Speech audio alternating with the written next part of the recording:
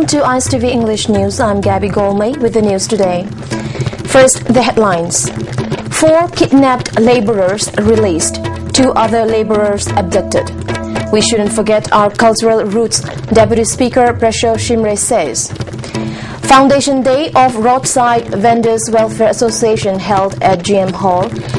And 2-day photo festival on the theme My Manipur begins at Lamyan Bashanglen. Now the news in detail. For some militant organizations operating in the hill areas of Manipur, kidnapping innocent people and demanding ransom for their safe release seems to be becoming a booming business. Even as the 4 laborers kidnapped nearly a week ago from Singda were released last night, 2 other laborers have been abducted from their workplace around the same time last night. 4 laborers, including 2 drivers who were abducted by suspected cadres of a Kuki militant organization currently on suspension of operations, sue with the state and central governments, have been released. The laborers were released at a stone crusher mill near Kunghampat around 8:30 p.m. last night. Sarangthem Ingo, age 52, contractors Mohori from Malom, Angom Sada Patel, age 55, PWD Mohori in charge from Uripo Babuthong, Anan, age 25, JCB driver from Taubal, and Jetish, age 30, Dozer driver from Wangu were abducted by some unidentified armed militants around 10 a.m. on January 11 from Singda work site. Angom Sada Patel, who had faced an uncertain ordeal of life and death, told ISTV that they were not ill-treated though.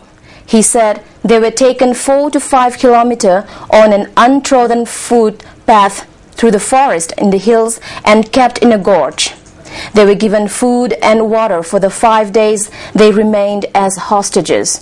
Yesterday at sunset, they were blindfolded and taken from the hideout on a Saktiman, then transferred onto a Maruti van and dropped at a stone crusher mill. Here is what he said.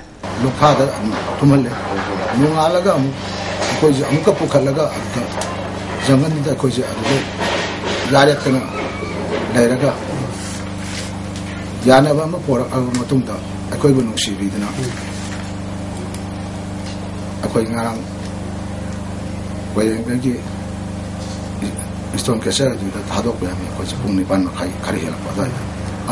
I know with the way hygiene in English, singing a coin, sure, normal Tanja by Kojibo, but on the Pabits of Bigan, who began on the happy hygiene.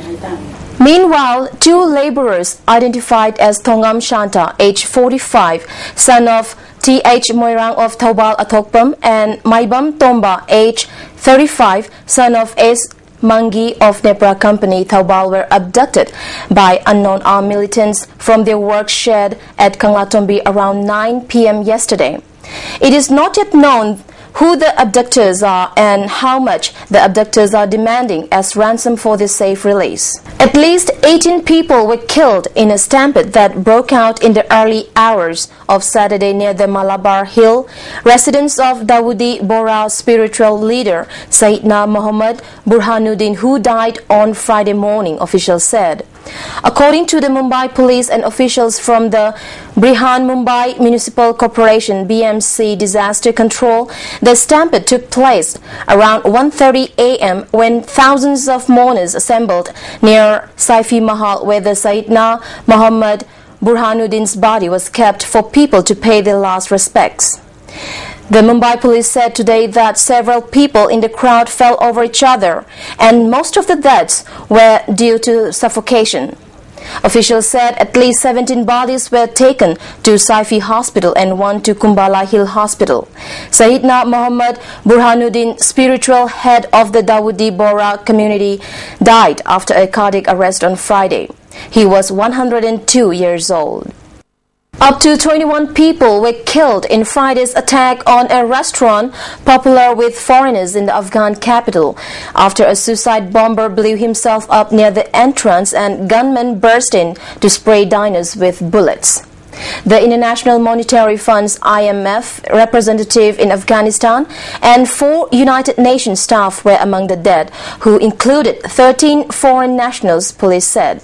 Islamist Taliban insurgents claimed responsibility for the attack on a Lebanese restaurant in the capital's Central Wazir Akbar Khan district, which hosts many embassies and restaurants catering for expatriates.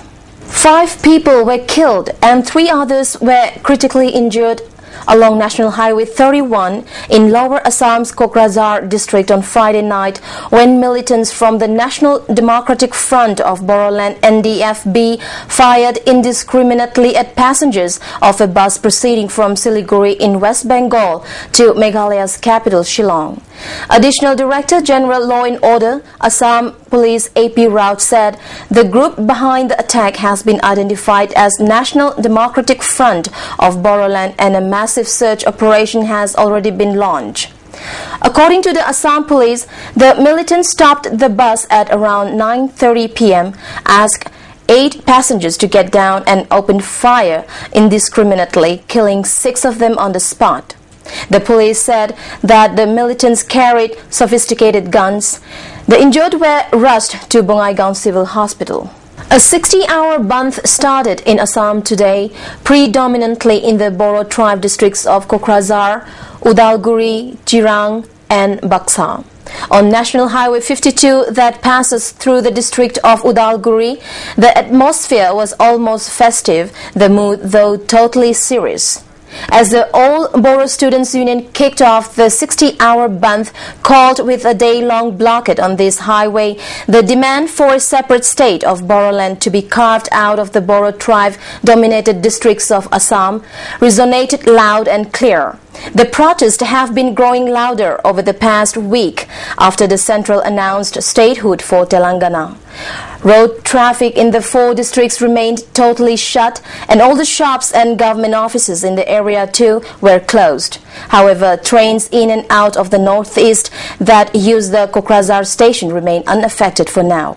The battle between the police and the Aam Aadmi Party-led Delhi government has intensified, with Chief Minister Arvind Kejriwal setting a deadline for the Home Minister Sushil Kumar Shinde to suspend the police officers with whom his Law Minister Somnath Bharti had got into an argument. The Kejriwal government has threatened to hold protest if the government does not meet their demand.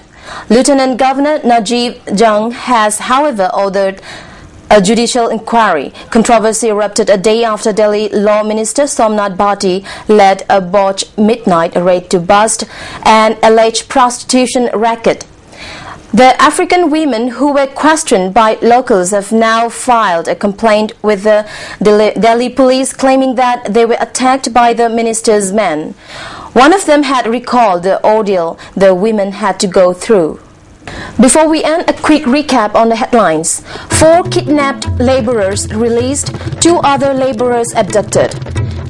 We shouldn't forget our cultural roots, Deputy Speaker Pressure Shimre says. Foundation Day of Roadside Vendors Welfare Association held at GM Hall, and 2-day photo festival on the theme My Manipur begins at Lamyan Bashanglen. That's all we have for today. Thank you for watching.